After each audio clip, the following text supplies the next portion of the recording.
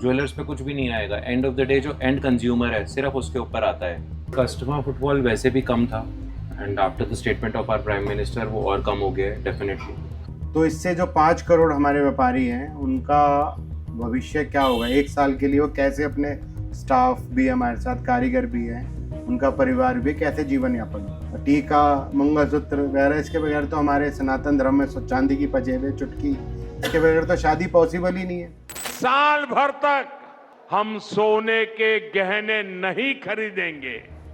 A day after Prime Minister Narendra Modi urged citizens to avoid buying gold for a year, Centre raised import duty on gold and silver, throwing India's jewellery hubs into uncertainty. The move is aimed at curbing non-essential imports and providing relief for the economy. But on the ground, jewelers say its impact is already showing, with low customer footfall and buyers drifting away from the precious metals. Customer footfall वैसे भी कम था and after the statement of our prime minister वो और कम हो गया है डेफिनेटली।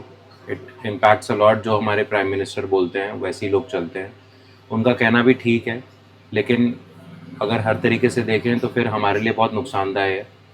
पूरा सेल्स जो हैं वो डिस्टर्ब हो गई हैं। 10 में से 9 जन जो आ रहे हैं अभी बेचने ज़्यादा आ रहे हैं खरीदने से ज़्यादा, और फ्लक्चुएशन बहुत ज़्यादा है, हाइक बहुत ज़्यादा है, तो उसकी वजह से बाइंग पैटर्न बहुत हैम्पर हो गया है, कंफ्यूज हो गया है। कस्टमर का माइंडसेट बहुत कंफ्यूजन की स्टेट में है। Jewelers say the import duty hike will inevitably be passed on to the customers who will face the full brunt of higher prices. Customer ही बेयर करेगा ना, जो भी एक्साइज लगेगी, टैक्स सरकार का लगे, उसको कस्टमर को डाइवर्ट होगा। आपके तरफ से हमारे को क्या?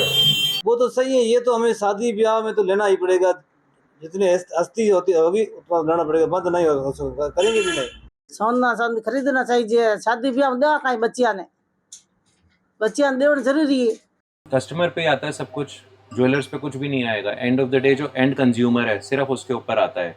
जो डिफरेंस आएगा वो कस्टमर को पे करना पड़ेगा। इन्फ्लेशन कह लीजिए इसको, गवर्नमेंट की इंपोर्ट ड्यूटी का इंक्रीज कह लीजिए, end of the day customer को ही मरना है। Jewelers fear many Indians are quietly turning to low-cost options. आमतौर पे जो जनरल कस्टमर है वो तो आर्टिफिशियल ज्वेलरी की तरफ बढ़ गया है, जो अफोर्ड नहीं कर सकता। और ज्वेलरी में भी लोगों का ट्रेंड कम है, लेकिन बुलियन गोल्ड की रिक्वायरमेंट में अभी है। लोग बुलियन गोल्ड में इन्वेस्ट कर रहे हैं। Jewelry designs have changed. People are preferring lighter, more wearable items. Earlier, the jewelry designs were heavier, so that which could be taken out only once or twice a year, maybe in some weddings or functions. But now people want to wear jewelry every day. Uncertainty hangs on silver and gold trade, with jewelers unsure of where the policy is headed, quietly hoping the government will offer some relief on import duty soon. आप जो लेडीज़ों से appeal कर रहे हैं कि सोने चांदी के गहने ना खरीदें, तो इससे जो 5 करोड़ हमारे व्यापारी हैं उनका भविष्य क्या होगा? एक साल के लिए वो कैसे अपने स्टाफ भी हमारे साथ, कारीगर भी हैं, उनका परिवार भी कैसे जीवन यापन होगा? उसके बदले अगर आप MCX और जो बुलियन मर्चेंट है बड़े बड़े, जो चंद लोग हैं, इस पे अगर ऑनलाइन ट्रेडिंग पे अगर आप सोने चांदी का आप बंद कर दें कि इसमें लगाम लगा दें, तो सोने के भाव अपने आप ही 50 से 60 हज़ार रुपये प्रति तोला गिर जाएंगे।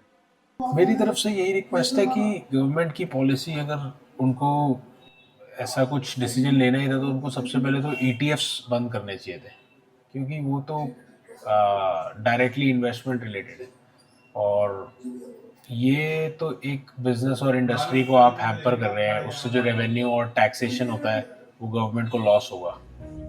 Some jewelers are still hopeful that despite policy or price change, households that need gold or silver will find a way to buy it. आज भी अगर आप इंडियन सोसाइटी की बात करते हो, वो जब आते हैं गोल्ड खरीदने के लिए तो उनका ऑब्जेक्टिव यही रहता है कि हमें 99% भाई कि हमारे को प्योरेस्ट फॉर्म में मिले, ज्वेलरी 22 कैरेट हॉलमार्क की मिले। हाँ, जो बंदा 30,000 के भाव में गोल्ड खरीदता था वो बंदा आज भी गोल्ड खरीद रहा है।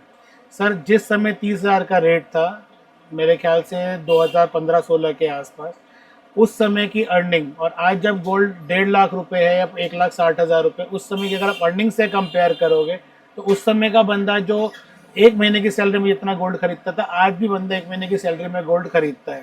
शादी ब्याह में बिना नथ, टीका, मंगलसूत्र वगैरह इसके बगैर तो हमारे सनातन धर्म में चांदी की पजेबे, चुटकी, इसके बगैर तो शादी पॉसिबल ही नहीं है। तो ये चीज़ तो आप चाहे कुछ भी कर लीजिए अपील, इसके लिए जिनकी शादी हैं वो तो खरीदेंगे ही।